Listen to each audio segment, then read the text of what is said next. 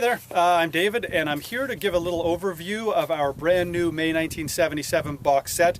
The first thing to address is, well, why May 77 box set? Well, obviously because it's really good. I think I'm probably talking or speaking to this video, speaking to the converted, that you know how good May of 77 is. But after doing the last couple of box sets, really three, we did the Warlocks box from October 89 in Hampton, and then we did, of course, Europe 72, and then we did spring of 1990, and then it was time to figure out what to do for the 2013 box set.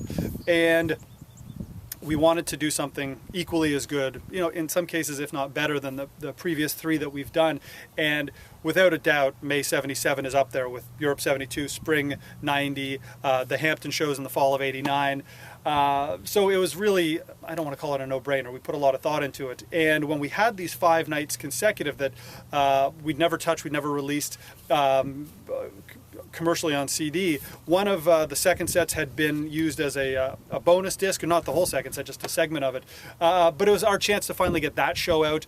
The St. Paul show, give it its due, wonderful show.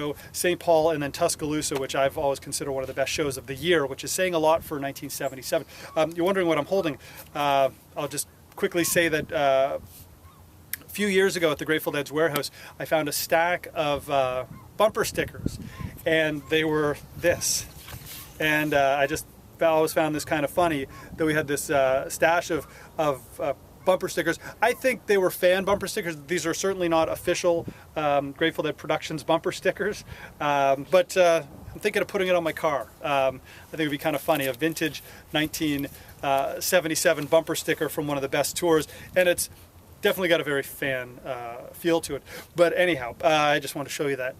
This tour is spectacular. I'm sure you know about it. They opened up in Philadelphia on April 22nd, and then Springfield, and then they went to Passaic, and then the Palladium in New York City, and then New Haven, Boston, Cornell, and Buffalo. Needless to say, you know about those shows, which we don't have in the vault, or those 4 shows could have very easily been this box set. But we do have the next 5 nights. We have the rest of the tour, actually, and we've released a lot of it. Dick's Picks Volume 3, Dick's Picks 29, Dave's Picks Volume 1, to Hartford, the final show of the tour on May 28th. But we've never hit this middle of May sequence of May 11th, 12th, 13th, 15th, and 17th, and that's in St. Paul, as I said, St. Paul, Chicago, St. Louis, and Tuscaloosa, and they are tremendous shows. And I think the reason it works so well as a box set, they're very different from one another. They very much complement one another. Every second set sequence is very different. The first sets have enough surprises to keep it really interesting. The first ever Grateful Dead version of Jack-A-Row, first ever Passenger. The second sets, first ever combination of Estimated into Eyes of the World. Estimated had been played a lot so far in 77, but never joined together with Eyes of the World. First Iko. And then some big jams, some huge Scarlet Fires, a major St. Stephen Iko Not Fade Away jam, Uncle John's into a space jam, into Wharf Rat.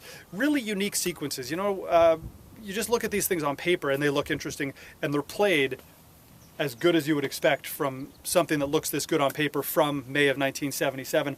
So certainly some really, really wonderful, wonderful music. Of course, recorded by Betty Cantor Jackson, which in my opinion, I think that of many others, some of the best tapes the Dead ever recorded. And so thank you, Betty, for recording and doing such a fine job of it, because they do sound really good. Jeffrey Norman mastered.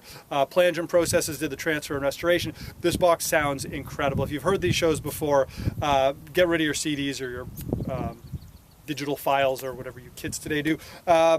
Because this does sound really good. Highly recommend. Limited to 15,000 CDs, never going to be reprinted again. It won't be available individually. And the packaging by Masaki, unbelievable packaging. By far the coolest format of packaging I've ever seen with the Grateful Dead. The art's great too. The photos, Jim Anderson. Thanks, Jim.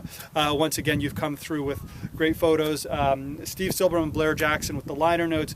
On and on. This is a great box set, and I think at 5 shows, 14 CDs, it's a very manageable one. So if you don't want 73 CDs from Europe and you don't want 18 from 1990, 14 CDs from one of the best tours the Dead ever did, that I think most people really like this tour. Everybody I've ever talked to absolutely love this tour. So certainly highly recommended, as with all the box sets, and I say this as a Deadhead and your friend, they do sell out, so get them earlier than later, because it'll be gone and that'll be a bummer. And it's a fun box set. It's the kind of thing where when you don't know what Grateful Dead you're in the mood for, if it's 69 or 72 or 82 or 90 or 93, a lot of people just put on 77. Spring 77 is a default, and I don't blame them. It's that good. So I highly recommend Grateful Dead, May 1977, because it is some of the best music the Grateful Dead ever performed, and some of the most interesting, and it sounds great. So pick it up, and maybe someday we'll see you with this on your car.